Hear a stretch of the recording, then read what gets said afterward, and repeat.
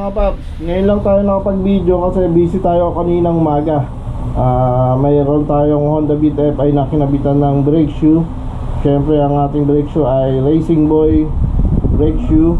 And then nagpa-oil change na rin siya. Ang pinili ni sir is Shell scooter 10W40 Jaswo MB. Yung promo pala ni Shell ay pag bumili ka ng oil nila na scooter, may libre o may kasama siyang gear oil. So maganda yung package ni Shell para sa mga scooter. So natapos natin yun. Tapos nagpakabit na rin si sir ng hand grip. JRP ang kinabit natin. Ito siya. Yan, JRP version 2. Ngayon meron tayong ginagawa na top overhaul o refresh engine ng Mio. Top overhaul na rin kasi pinalitan ko siya ng piston ring, piston pin, sa piston pin lock at block. Nandito, ito.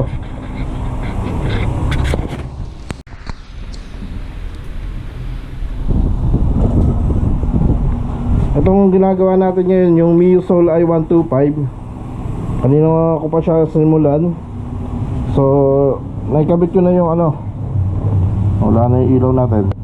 Naikabit na natin na yung block na bago, piston ring. Lalagyan natin ng ilaw. May ilaw na.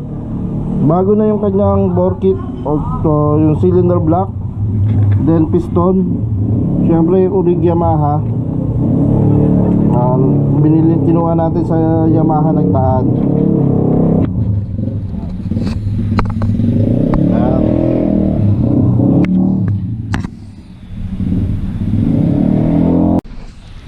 So ang nangyari pala rito sa Yamaha Soul i125 is natuyuan siya ng langis nung isang araw. Kailan ba yun? Nung Friday. Ngayon lang niya naibalik kasi hindi na yata umandar. Pero alam ko umandar pa yata pagpunta rito. Then hindi na umandar. So nilinis natin yung head niya. Then yung dito, papalitan natin yung dalawang bearing sa camshaft kasi maganit na. Hindi na umiikot ang swabe. Ito yung head niya. So okay na, nalinis ko na rin siya. So hintayin na lang natin yung camshaft para may balik natin at may salpak na uli. Tapos yung tensioner, lilinisin ko mamaya. Ayan. Tapos ito yung tsura ng piston niya na natuyuan ng langis.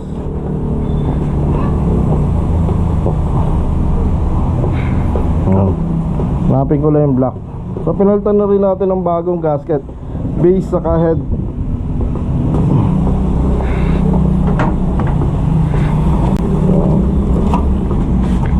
Okay naman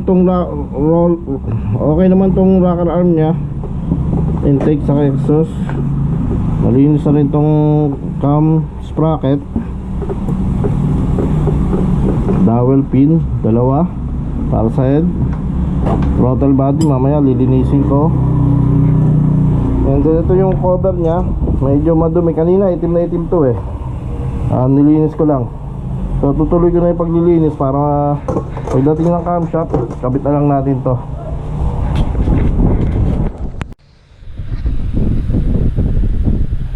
Kailangan ko lang tuloy-tuloy ang trabaho kasi meron pa tayong Honda Click na gagawin doon. Ayun, nasa labas. Papaayos daw niya yung kanyang center stand, pati yung kanyang round shock. Lalagyan na ng bagong langis. And then babaklasin natin yung T-post ng Mio i125 para ma-check natin kung tabingi.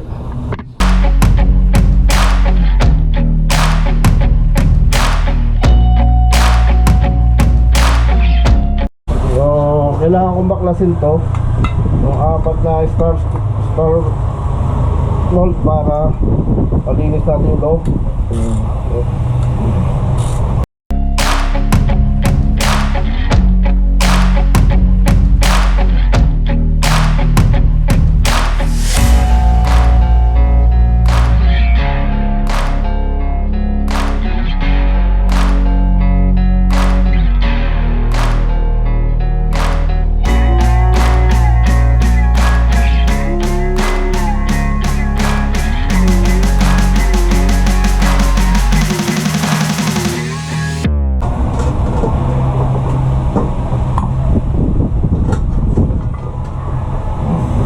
malalaman mo talaga na natuyuan ng langis yung makina ni sir kasi makikita mo yan. Yan, see? May itim. Lulinisin natin to para mastinis yung ano ng langis. Maganda. May gasket to, kaya lang wala akong pamalit. Yan yung tsura nya.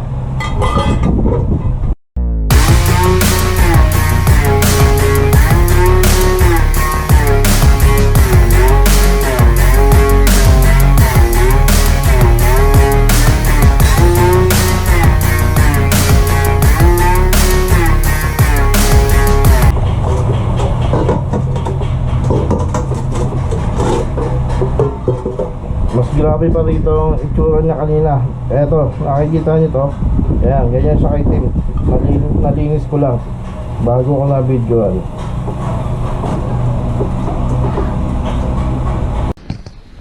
So, recap tayo. Check tayo ngayon.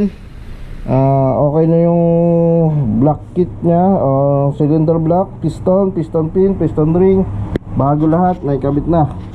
So, titingnan natin niya kung gagana ba, kung umiikot, kung swabe.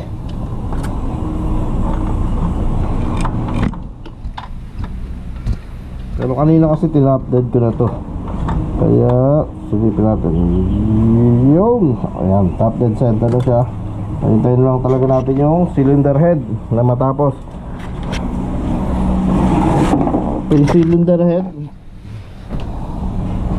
para sa akin okay na to, malinis na.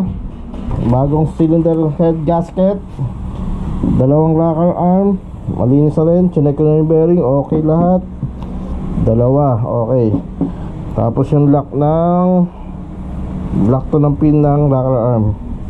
Tapos ito yung pinaka cover, yung gasket nya, tawag ito pinaka parang washer nya sa head. Ito cam sprocket, okay na. Parang hindi natanggal yung dumi, pero okay naman. Then dalawang dowel pin, throttle body pala hindi ko pa nalinis.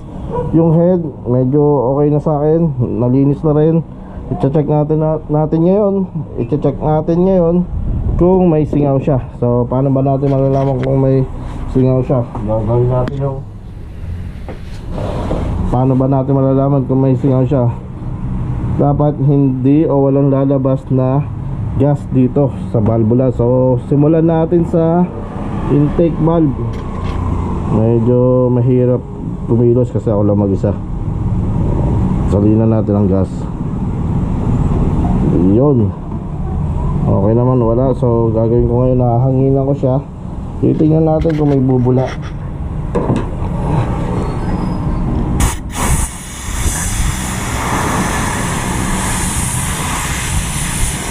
Wala naman bumula. So goods na yung kanyang intake. Punta tayo sa exhaust valve naman. Nung iba ginagawa, dito nagbubuhos, gagawin din natin. May nahulog, lagot ako kung hindi ko alam kung ano yung nahulog. So check muna natin ang exhaust valve. Yan, puno siya ng gas. May tumagas ba? Wala naman, walang tumagas. Pero parang meron. So hangin na natin.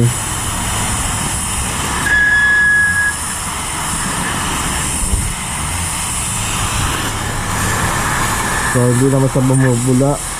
Ayun. So gawin natin yung isa pa para makasigurado.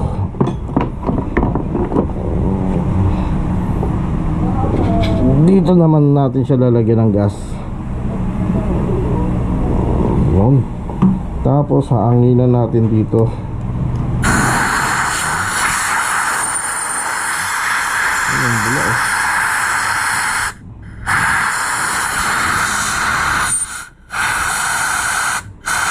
Okay na mga paps, natapos na natin i-check lahat ng parts ng cylinder head.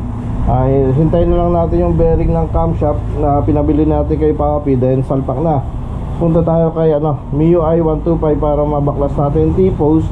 Ma-check natin kung anong dapat palitan pa, kasi medyo matagal na sa akin tong motor na to. Yung motor pala, yung MIUI ni sir ay bumangga siya sa kotse. Baluktot yung telescopic, pero yung telescopic nakabili na sir, replacement, Yamamoto ang brand. And then yung T-post, titingnan natin, babaklasin ko ngayon. So iwanan muna natin tong MIUI 125, MIUSOL i125. Ito yung Yamaha MIUSOL 125. So, iwanan muna kita, punta muna ako kay MIUI 125 para mabaklas na yung T-post, then yung click. So sisimulan ko na yung pagbaklas ng T-post ng MIUI 125.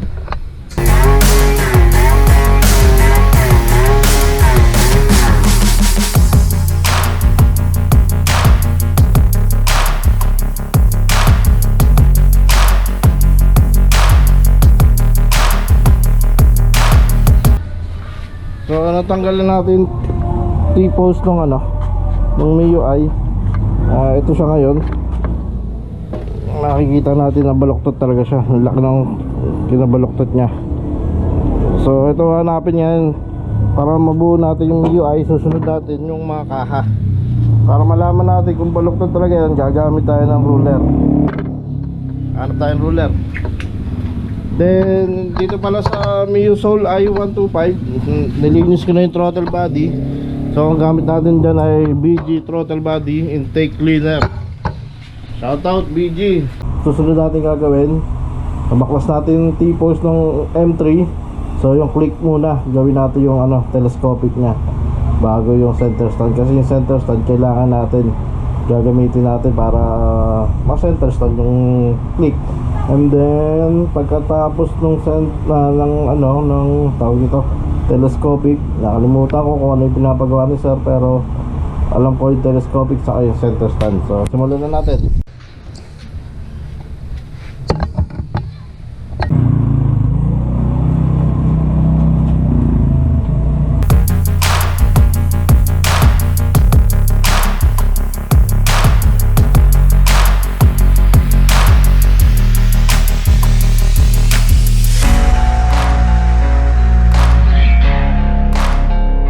Tigil tayo sa paggawa sa click kasi umulan, bumuhos bigla yung ulan.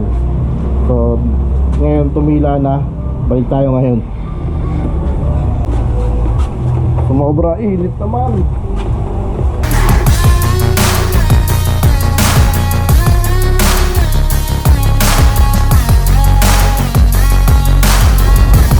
So nabaklas ko na yung T-post, telescopic, repair na natin. Lilinisan ko muna itong telescopic bago natin baklasin.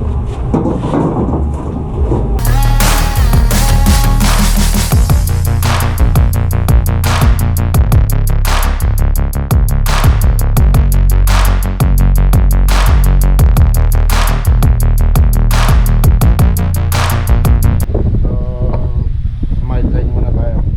Dalawang MIUI 125 change oil sa palit ng brake pad and gear oil. Babalik tayo sa ginagawa natin sa MIUSOL 125.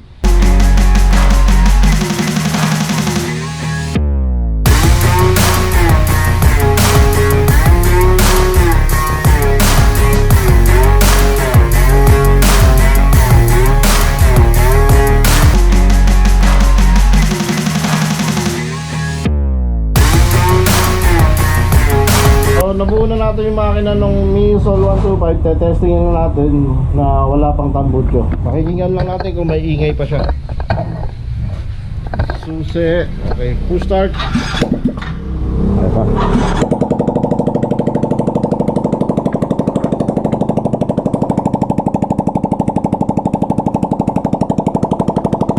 So may ingay lang yung tambutso niya, pero wala na yung mga lagutok niya sa makina. Patatapos na lang natin ito kay Papi, patay natin. Patatapos na lang natin ito kay Papi para makalipat naman ako sa Honda Click 125. 150. Ayusin ko yung port. Okay, ikaw na bahala, tambutso na lang.